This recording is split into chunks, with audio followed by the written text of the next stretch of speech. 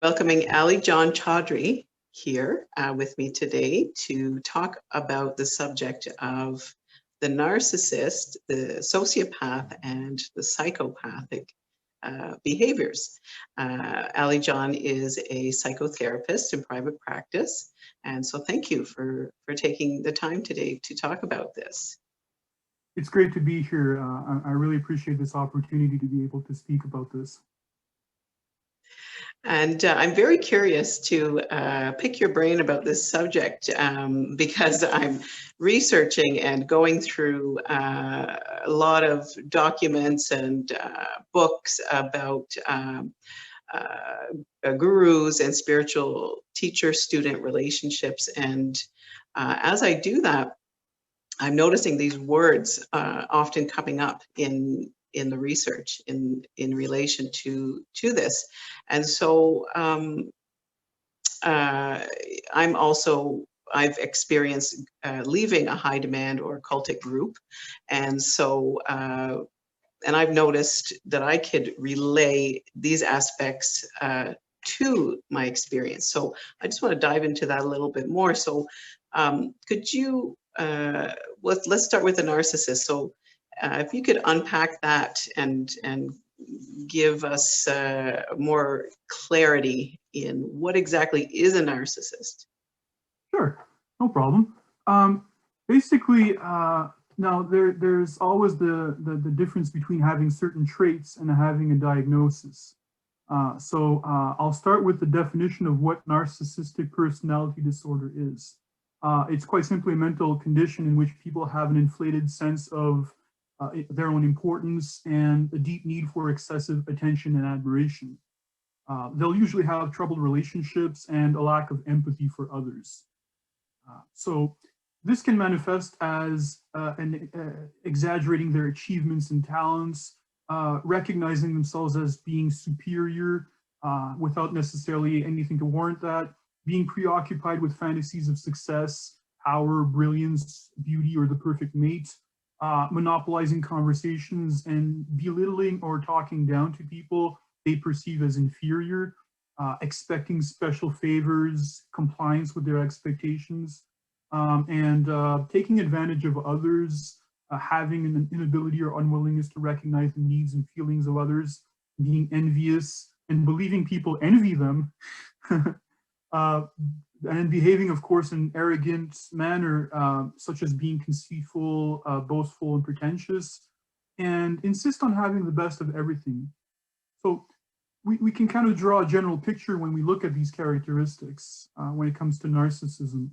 And also at the same time, they have trouble handling any type of criticism. And once they get criticized, what ends up happening is they can become impatient or angry that they're not receiving special treatment, have significant interpersonal problems, being easily slighted, reacting with rage or contempt, and again, belittling others, having difficulty regulating their emotions and behaviors, and experiencing major problems in dealing with stress and adapting to change. And in some cases, feeling depressed and moody because they fall short of that perfection. And also perhaps even having feelings of insecurity, shame, vulnerability, or humiliation that are well hidden. Mm-hmm. And are there particular spaces or roles or jobs or places that may attract the narcissistic person? I would say so, because again, they're driven by admiration and status. So if they need to be admired, they're going to be, of course, going into positions of power where, they will have power over other people. So CEOs, lawyers, police officers, high-ranking military officers, actors, of course. So there are some fields that will be more privy to that. Oftentimes you may find narcissists also in dysfunctional relationships on a personal level. And they actually have almost like a sixth sense to them to identify an empathic person because they're more easily manipulable in that way on an emotional level, and they'll try to gaslight them also. So there can be different traits that exist on a more professional or personal level also. Mm-hmm. Tell me more about the gaslighting that you just mentioned. This is a term that I've heard that I don't quite grasp yet.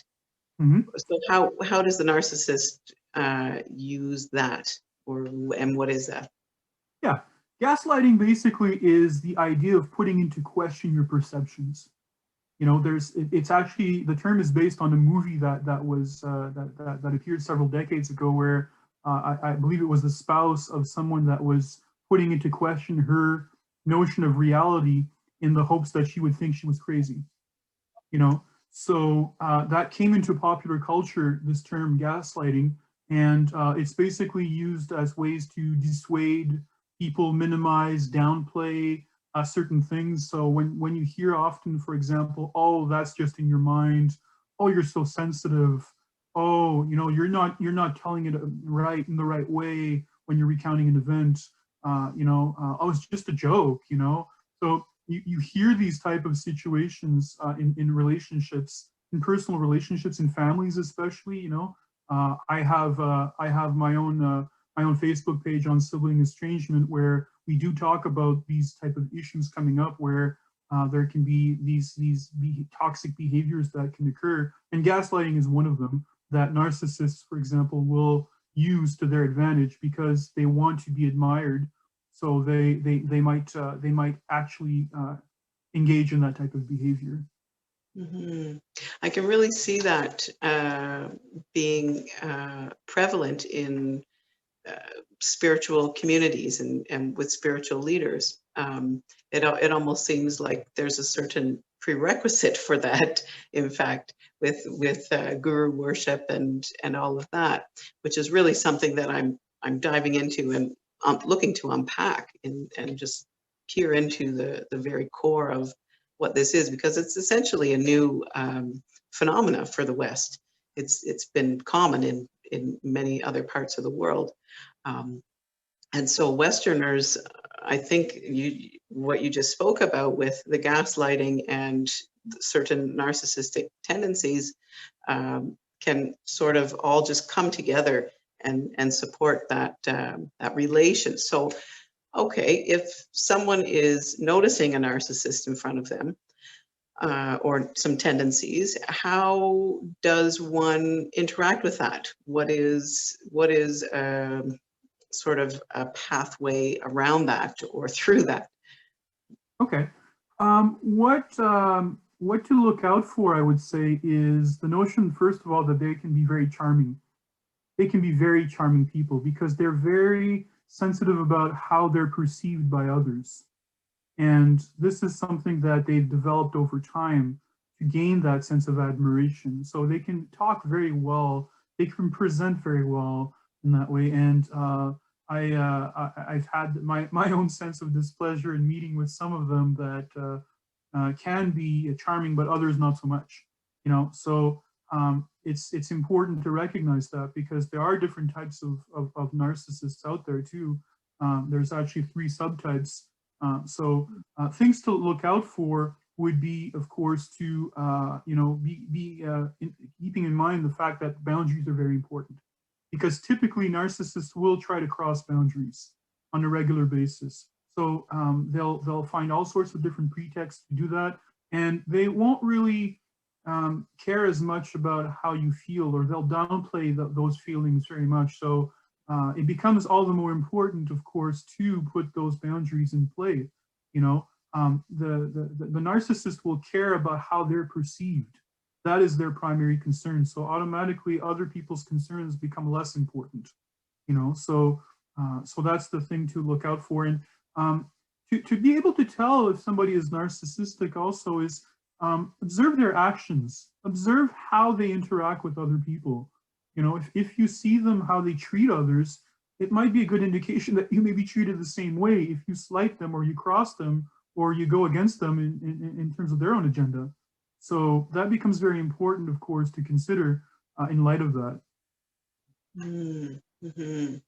Right. Mhm. Okay, well, let's move on to the next one, the sociopath then. So what does that look like? We've got a good picture of the narcissist. So the sociopath is something that I understand less, I think. And I've heard other terms used for it, like antisocial personality disorder and dissocial personality disorder. So they are all, I'm assuming, talking about the same picture. Yes, it's a yes. Short answer. It is antisocial personality disorder. That is the term that is used to describe that, and it's that is the term that's used in the DSM-5, being the Diagnostic and Statistical Manual that is used in psychiatry. Now, the term dissocial personality disorder that came out later because it came into a different type of classification manual. So sometimes you may see this as these different terms, but it is exactly the same thing in that way. So that's the main thing to understand is yes, it does fit in, and it's all the same thing. Okay. All right. So what does that look like? What is that? Okay, well, what does that look like? I think that in that way, what a sociopath is basically somebody that doesn't follow society's norms. They'll lie to others, they'll intimidate people, be impulsive, take unnecessary risks, act irresponsibly, refuse accountability, and express no remorse for what they've done. So because of these characteristics, it's possible that sociopaths may engage in criminal activity. And it's more common in men than in women. Okay. Mm-hmm. And there, it seems like there's a couple of connecting factors there with a narcissist as well. Yeah, so probably they share some of some similar points. Yeah. The thing with yes, they do, because the thing with that is that some characteristics do overlap, and sociopaths are more impulsive, and they fail to recognize authority or uphold the law. And generally, narcissists don't purposefully harm others or commit major crimes. Mm. And that's because they care too much about how they're perceived, which can contrast, it can contrast with criminal behavior. So they will become aggressive, though, the narcissists, if they feel they're attacked on a psychological level. And also, a sociopath will focus more on their target or their victim, whereas a narcissist will be more focused on themselves. And they only focus on others as a means to gain something for themselves. And sociopaths will tend to plan and act in calculated ways as a means to manipulation. Narcissists will lack awareness that their behavior is offensive or maladaptive because they consider others who don't understand them as having the problem as opposed to themselves. Mm-hmm. Narcissists will seek to be the center of attention if they feel that, even if they feel as if they're losing, because, whereas the sociopath rather will only care about winning at all costs in anything they do. So those are some of the differences. And also, narcissists aren't always aware of the effect that they have on others, but sociopaths do very much understand and feel what they've done, and they can even lash out if they feel threatened. So that's one thing with regards to narcissists, I should say. Sociopaths will very much know the effect that they have on others, but generally won't care about how others feel. So that's generally a difference there. That narcissists aren't always aware, versus sociopaths that very much are aware, of others and get their boost out of that. Okay.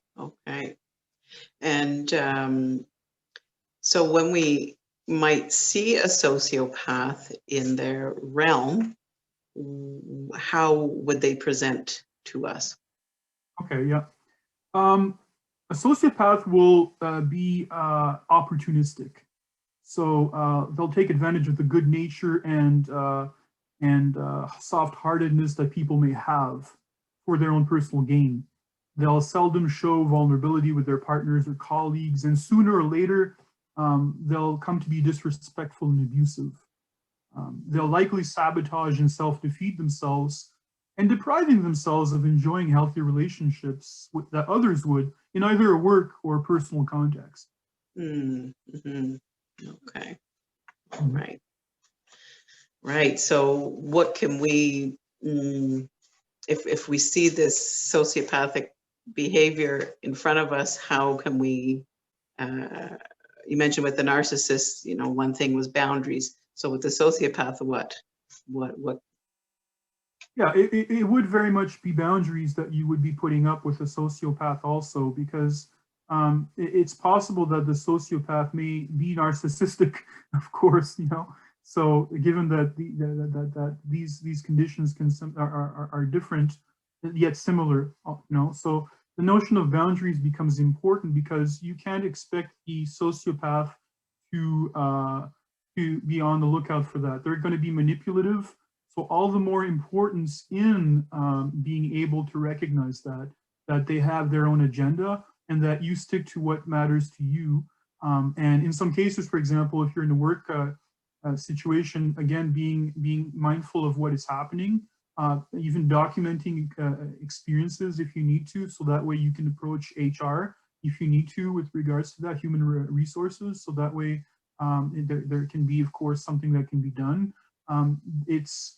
They may engage in different types of behaviors, and the hope, of course, is if they're working, then the hope is that they are highly functional and that they're able to keep a part of themselves in check.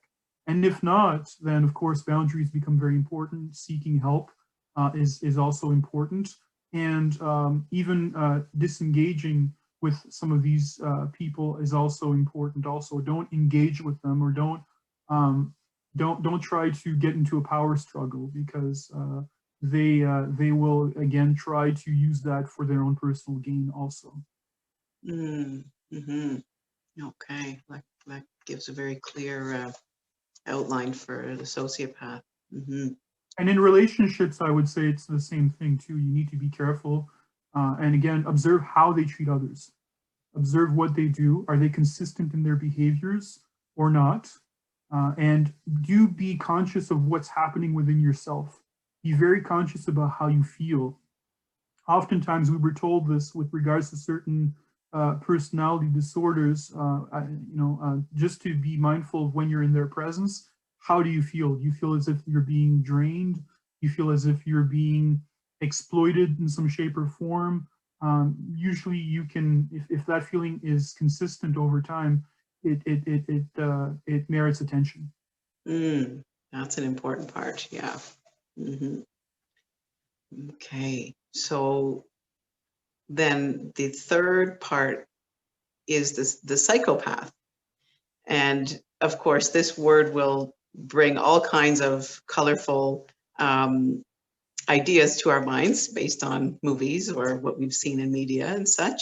So tell me about that. Is it always based in sort of criminal, extreme, or is there another part to the psychopath?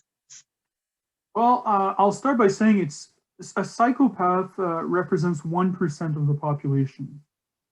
So it's not a large or broad percentage. And people that are incarcerated, that are convicted killers, it's estimated that between 15 and 25% of them are psychopaths. Okay. You know, so that's a very broad range when you consider that almost up to 1 out of 4 people. I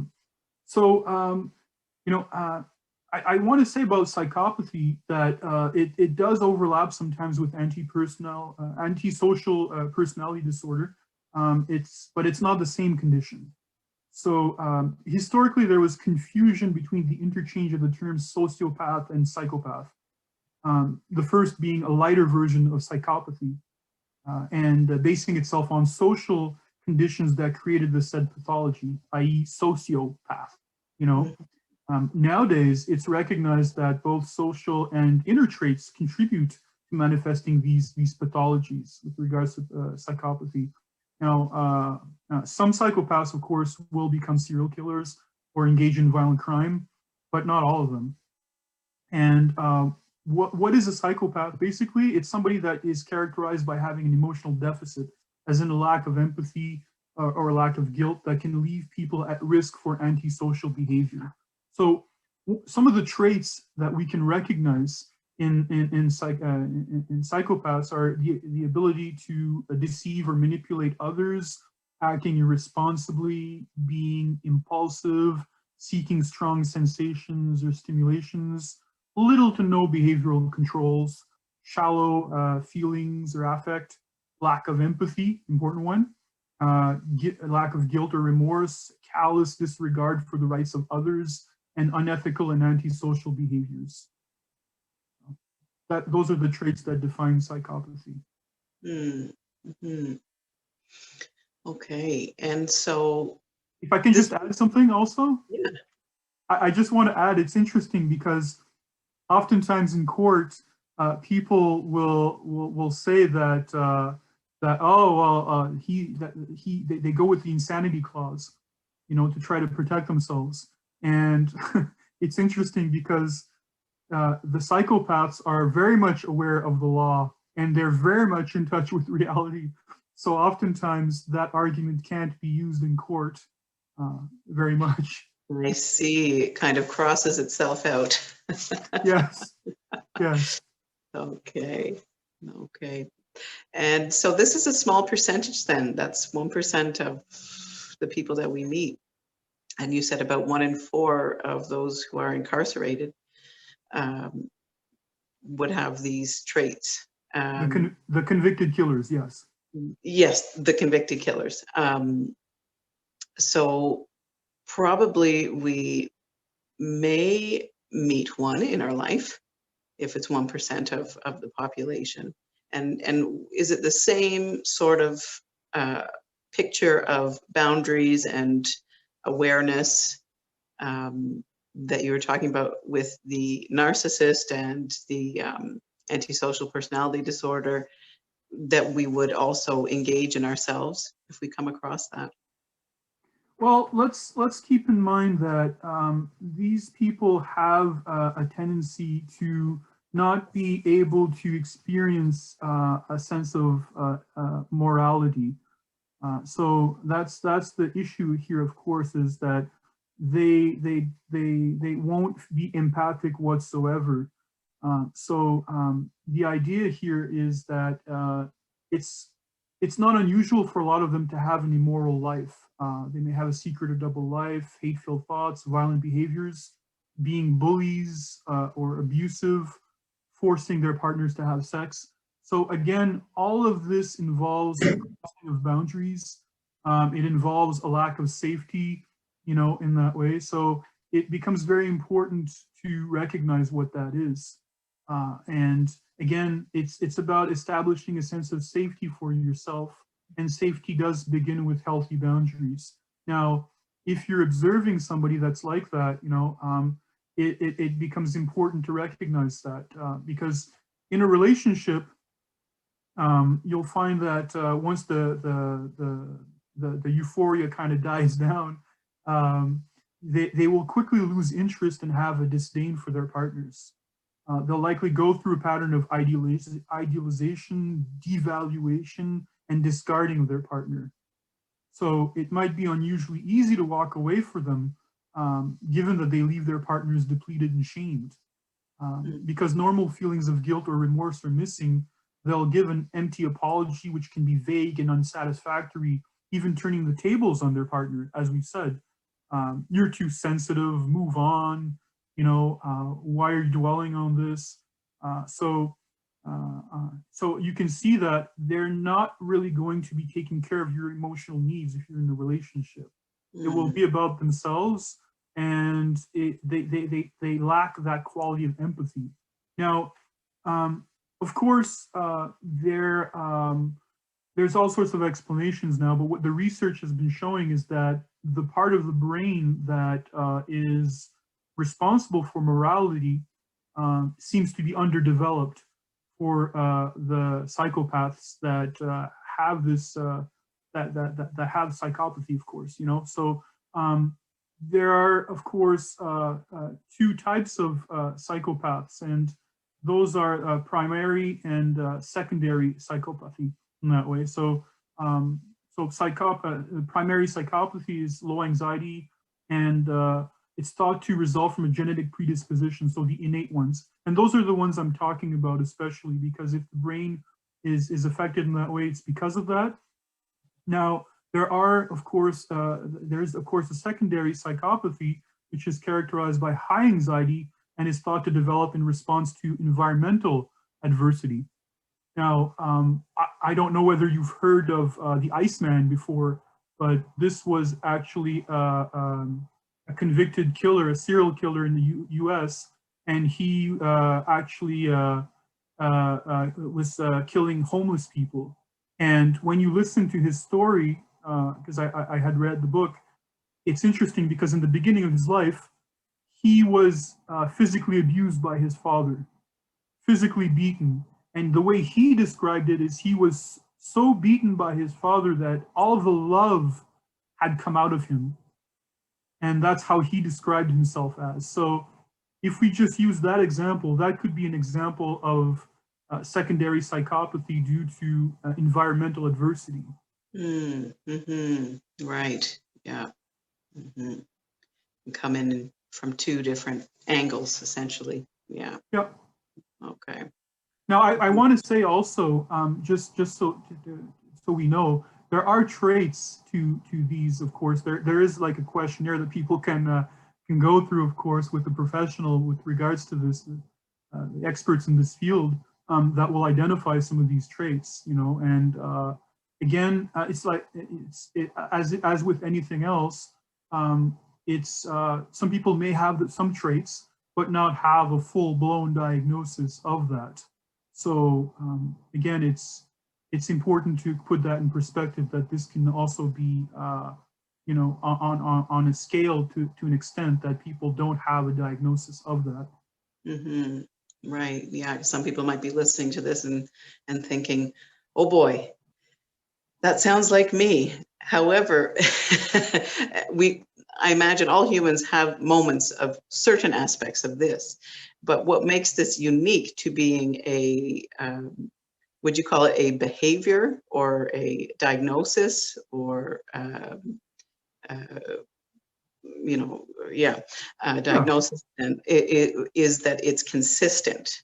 Is that what I'm hearing? Is that it's always ongoing? It is always ongoing, and it's at varying degrees, again, according to people's traits. And the thing, though, is that once that is identified, once it's clear that that's what the person has, unfortunately, there doesn't seem to be an effective treatment for these conditions.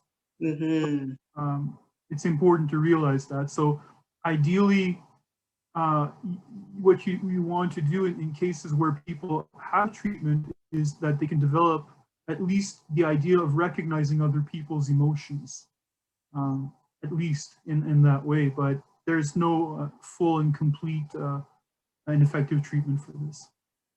And that's certainly the impression that I get when I'm doing my research in the high demand group cultic studies, is that regardless of what may happen to the high demand group leader who has these characteristics, that they never come to terms with it. It's you know, they're kind of set in that trajectory, and people basically have to step away from that and have those boundaries that you were talking about, and that awareness. And it can be very subtle too in terms of the crossing of boundaries, right? People will test others to see how far they can get, right? So that's the thing too, and it's important to recognize in some ways that you know, that there is a difference also with regards to sociopaths and psychopaths.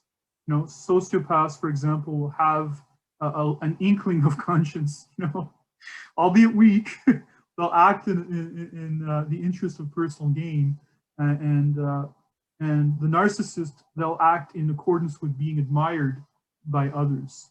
So it's possible that that those traits may be present in that way. And sociopathy and psychopathy do overlap also. Mm-hmm. Mm-hmm. Right. Yeah. Yeah. So I think that that's important to recognize that too. So yeah. Mm-hmm. Right. Well, is there anything else that that you can share on this subject that in your personal experience as a psychotherapist? Mm-hmm. Well, you know, with different groups, I think that it's important to recognize what happens with that too. I think because you were alluding to certain things too that are important to look at, and I do think that a lot of spiritual groups that are into power positions or into gaining power over other people will tend to go into put people into isolation and try to reinforce the group's ideology. So that becomes very important to recognize that as one of the red flags to be on the lookout for. Now, another warning sign, of course, is that members may have a special status, which makes them different from others. I recall there was a group leader that I had heard once that had called the uninitiated people the mindless gray masses. So it insinuates, of course, that the members are the privileged few who hold the truth, right? And often these leaders, they like to be venerated and remain unquestioned as to having found the truth. And you know, it's important to recognize that, because the thing, though, is that the truth can be many different things. It could be enlightenment. It could be the promise of gaining supernatural powers. It could be being purified, gaining a place in heaven, you know, whatever that can be, right? What's the reward? And it's important for people to, of course, foster critical thinking and to ask ourselves, like, what is going on here? You know, because oftentimes these leaders will make outrageous claims. They'll make the type of claims that of certain abilities or whatnot. And it's interesting because oftentimes the burden of proof should be on the person making the claims. But in these groups, you're being asked to believe that and to prove them wrong. Prove them right or prove them wrong. So you can see where some of these red flags can lie also. And of course, there's things to watch out for would be financial and emotional exploitation also, right? So do you have to pay substantial fees to gain access to the quote unquote truth or whatever that is, right? So what type of pressures are being put on other members to gain access to exclusive teachings? Are you considered weak if you hesitate or you're not sure, you know, and you need to think about it? Are you considered distracted or something? Are you told that you're somehow imperfect or that there's something inherently wrong with you if you don't go through these teachings? And so they really do cultivate the fear of missing out, you know? So this is something that we all have as human beings. Sometimes we see things on Facebook and it's like, people seem to be having a good time. Am I missing out on something, you know? But again, it's a fear that we have that is not based necessarily on fact, you know? So these leaders will cultivate that. They'll cultivate this type of ability to, again, sell what they're trying to sell or gain influence over people's lives in that way in terms of their involvement. So another good question to ask ourselves in these types of spiritual groups is, what happens to a member that leaves the group? Are they considered persona non grata? You know, I recall in one instance I had read about a group leader that had taken all of the belongings of the person that had left. They had a few belongings and they made this big fire outside, and they had the whole group watch as they did this bonfire of throwing all the belongings away from that person. So again, these are types of actions that, you know, reinforce, again, the status of the leader, the in-group mentality, the sense that you're somehow not perfect if you choose to not participate in that way or leave. And of course, there's emotional manipulation also. that can be very present. I recall in one group I had attended, the leader had given a heartfelt story that was moving and touching and very insightful. And people were having tears in their eyes. And this was right before the course ended. And right after he had said the story and he had walked out, all of a sudden, people were given the opportunity to financially register for the next courses right after, and everybody was getting in line for that. So you can see in some ways the type of emotional manipulation that people can have and do in these type of groups that we need to, of course, watch out for. It's important to recognize that, yes, some of these traits, of course, can overlap with what we've talked about in terms of narcissism, sociopathy, you know, in that way, seeking power positions. You know, I'd like to think that being the leader of a spiritual group can certainly cater to the needs and wants to be admired and to feed the ego, right? So, yeah, so again, you'll notice how in some of these groups there might even be a reaction in a hostile way to certain questions or inconsistencies also.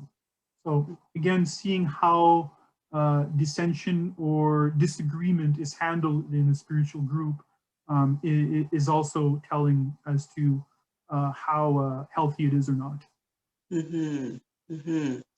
Yeah, you spoke into so many important points, all of which have been extremely helpful when I recognized those things as I was coming out of my process of being engaged in a high demand group, and certainly the qualities that we talked about today and some of the behaviors were 100% present in that. I think it's inseparable in many ways.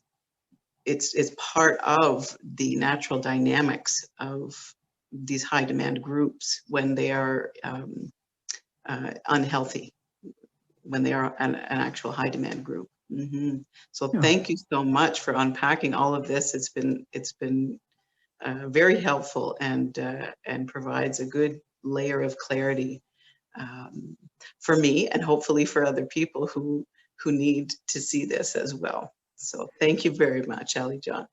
It's my pleasure. And if there's anything else that you would like to talk about, of course, I'm freely available to discuss this subject again at length if you would like to. And maybe one more thing, if I could just add, if that's all right.